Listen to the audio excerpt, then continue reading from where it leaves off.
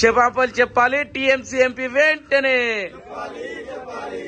క్షమాపణ చెప్పాలి TMC MP వెంటనే.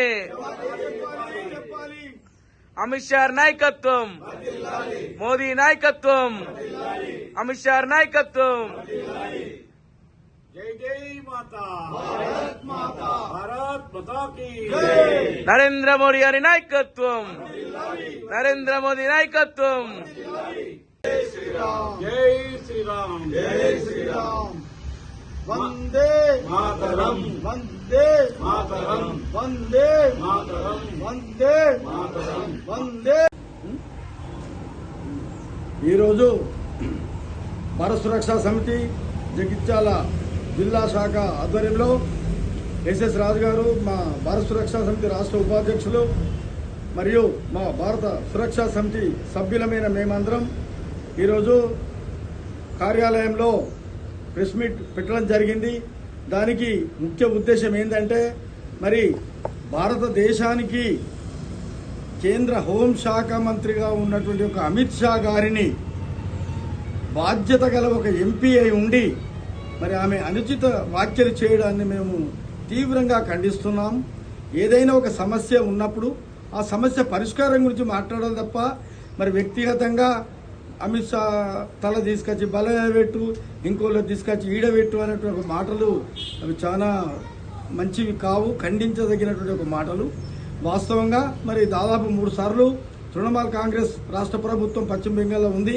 మరి అప్పుడు మీరేం చేసినారు? బంగ్లాదేశ్ నుంచి ఎంతో మంది వలసలు వచ్చినప్పుడు దానిని ఎందుకు నిరోధించలేకపోయినారని మేము ప్రశ్నిస్తున్నాము.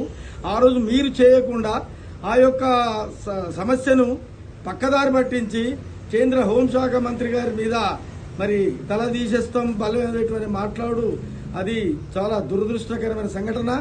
ఇలాంటి మాటలు భవిష్యత్తులో ఏ పార్టీ వాళ్ళు మాట్లాడినా మరి కఠినమైన చర్యలు తీసుకోవడం జరుగుతుంది. అవసరమైతే వాళ్ళ ఎంపీనే రద్దు చేయాల్సినటువంటి ఒక అవసరం ఉంటుంది. కాబట్టి ఏదైనా ఒక సమస్య గురించి, ఒక ఇష్యూ గురించి మాట్లాడినప్పుడు మరి ఒక బాధ్యత గల ఎంపీ అయి మరి మీరేం చేసినారు? మీ రాష్ట్ర ప్రభుత్వం ఏం చేసింది? మీ ముఖ్యమంత్రి అక్కడ ఏం చేసింది? 15 సంవత్సరాల నుంచి సమస్యను పక్కన పెట్టి ఏదో ఒకటి వేరే వాళ్ళ మీద వేయాలన్న ఉద్దేశంతో మరి కేంద్ర హోంశాఖ మంత్రి అయినటువంటి మంత్రివర్యులైన అమిత్ షా గారి మీద దీన్ని నెపం చెప్పడం ఇది సరైన పద్ధతి కాదు. భవిష్యత్తులో కూడా ఆలోచించి తెలుసుకొని మాట్లాడవలసిందిగా మేము భారత సురక్షా సమితి ద్వారా డిమాండ్ చేస్తున్నాం.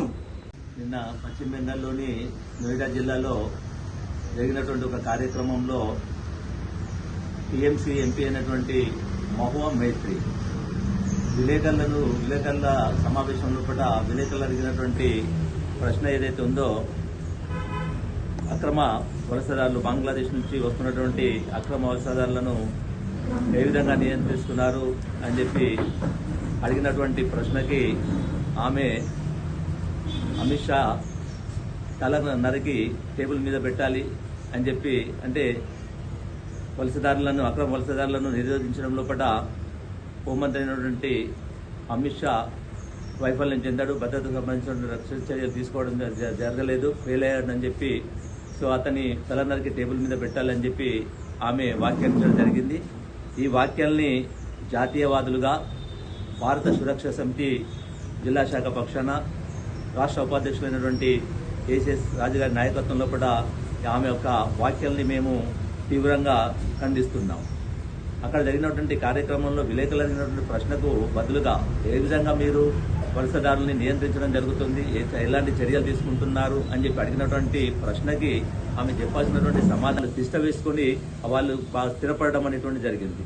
సో అక్కడ ఉన్నటువంటి వాళ్ళు, అక్కడే కాకుండా ఇప్పుడు ఏమైపోయింది, మొత్తం భారతదేశంలో ఇప్పుడు అనేక రాష్ట్రాల్లో పట్ల ఈ అక్రమ వలసదారులు, ఈ రోహింగ్యాలు అనేటువంటి వాళ్ళు వీళ్ళు అనేక ప్రాంతాల్లో పట్ల వాళ్ళు ఇష్ట వేసుకుని కూర్చున్నారు. ఇలాంటి అక్రమ వలసదారులకి ఏదైతే ఉన్నారో ఇలాంటి అక్రమ వలసదారులకి ఇప్పుడున్నటువంటి ప్రభుత్వాలు ఆ ఓటు బ్యాంకు రాజకీయాలతోటి వాళ్ళని అక్కున చేర్చుకొని, ఆ అక్రమ వలసదారులని అక్కున చేసుకుని అల్లులకు చేస్తున్న విధంగా రాజమర్యాదలు చేస్తున్నాయి ఓటు బ్యాంకు రాజకీయాలతోటి. అసలు ఈ పశ్చిమ బెంగాల్ లోపల, ముఖ్యంగా పశ్చిమ బెంగాల్ లోపల ఉన్నటువంటి టీఎంసీ నాయకులు ఎవరైతే ఉన్నారో వాళ్ళు జనం లోపల తిరిగేటువంటి ఒక ముసుగేసుకున్నటువంటి ఉగ్రవాదుల కంటే కూడా అధ్వాన్నమైనటువంటి వాళ్ళు తాలిబాన్లు ఉగ్రవాదులు మాట్లాడేటువంటి మాటల కంటే కూడా వాళ్ళు తీవ్రమైనటువంటి ఉగ్రవాద మాటల్ని మాట్లాడడం అనేటువంటి జరుగుతుంది. సో దేశ భద్రత ఇలాంటి వాళ్ళు కూడా దేశ భద్రతకి పరాయి వాళ్ళకి పంతపాడే విధంగా వీళ్ళ మాటలు అనేటువంటివి ఉన్నాయి. అసలు రాష్ట్రం లోపల, ముఖ్యంగా వాళ్ళ రాష్ట్రం లోపల, బెంగాల్ లోపల ఇప్పటికీ అనేక సంవత్సరాలుగా 3 పర్యాలు టీఎంసీ గవర్నమెంట్ అనేటువంటిది ఉంది. అక్కడ ఒక ఒక రాక్షసి ప్రభుత్వం అనేటువంటిది రాజ్యం వెళ్తుంది. అక్కడ హిందువులకి అసలు అక్కడ ప్రభుత్వం వాళ్ళు రక్షణ చర్యలు తీసుకోవాల్సింది. రాష్ట్ర శాంతి భద్రత కాపాడడం అనేటువంటిది రాష్ట్ర జాబితా లోపల ఉన్నటువంటి అంశము. ఆ రాష్ట్రం లోపల అనేక మంది హిందువులు అక్కడ ఉన్నటువంటి దాదాపు 23 జిల్లాలు ఉన్నట్టున్నాయి. ఆ 23 జిల్లాల లోపల 7 జిల్లాల లోపల హిందువులు ఈరోజు మైనార్టీలుగా బతుకుతున్నారు. అక్కడ ఉన్నటువంటి హిందువులకి రక్షణ లేదు. అక్కడ ఉన్నటువంటి రోహింగ్యాలు, బంగ్లాదేశ్ నుంచి వచ్చిన అక్రమ వలసదారులు భూములను లాక్కొని హిందూ ఆడపిల్లల మీద అత్యాచారాలు చేస్తున్నారు. అలాంటి వాళ్ళ మీద రక్షణ చర్యలు తీసుకునేటువంటి బాధ్యత లేదు అలాంటి వాళ్ళకి. సో ఇలాంటిది ఏంటంటే ఇలాంటి చర్యలంతా కూడా మేము ఖండిస్తున్నాం. దీన్ని